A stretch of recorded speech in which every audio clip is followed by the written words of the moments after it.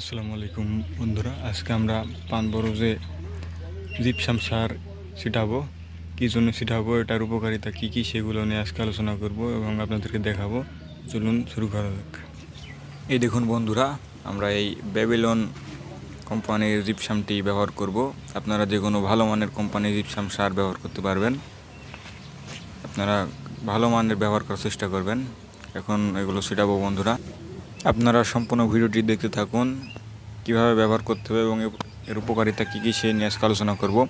বন্ধুরা, এখন অতিরিক্ত বর্ষণ হচ্ছে, এর মধ্যে যে কদিন খরা পাবেন এই জিপসাম সারটি ব্যবহার করার চেষ্টা করবেন, তাহলে আপনার পান বরজে রসটি শুষে নেবে এবং আপনার পান বরজ দেখবেন যে রস থাকছে না এবং পান দ্রুত বড় হবে এবং পট বৃদ্ধি পাবে, রস চাপা হবে না, আপনার পিলি বা আপনার বটটি টান হয়ে থাকবে, মাটি শুকনো হবে। সেজন্য এটি ব্যবহার করবেন।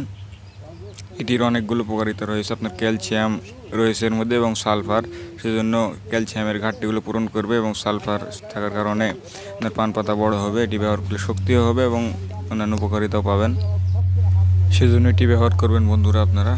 আমরা এটি নিয়মিত ব্যবহার করি। দেখুন আমাদের পান বরজটি খুব ভালো সুস্থ সবলভাবে আছে। আপনারা এটি ব্যবহার করার চেষ্টা করবেন। একটু টাকা লাগলেও একটু ভালো মানের ব্যবহার করার চেষ্টা করবেন। সবসময় পান বরজ আপনার ভালো মানের জিনিস বা প্রোডাক্ট ব্যবহার করার চেষ্টা করবেন। আমরা এটি আমাদের 3 পুন বরজে বা 5 থেকে 6 কাঠা জমিতে আপনারা এটি 10 কেজি হারে ব্যবহার করতে পারবেন। আমাদের এই 3 পুন পান বরজে আমরা 10 কেজি ব্যবহার করছি। আপনারা এই হারে ব্যবহার করতে পারবেন, তাহলে রেজাল্টটি খুব ভালো পাবেন। এবং এখন অতিরিক্ত বর্ষার সময়, সেই জন্য পান বরজে বৃষ্টির পরপরই ছত্রাকনাশক ব্যবহার করার চেষ্টা করবেন, তাহলে আপনার পান বরজে মরা থাকবে না। আমাদের চ্যানেলে অনেকগুলো ভিডিও দেওয়া আছে, আপনার বর্ষার সময় কী কী ছত্রাকনাশক ব্যবহার করবেন সেগুলো গিয়ে দেখে আসুন বন্ধুরা। আমাদের চ্যানেলে পান চাষ সম্পর্কে অনেকগুলো ভিডিও দেওয়া আছে, সেগুলো গিয়ে দেখে আসুন।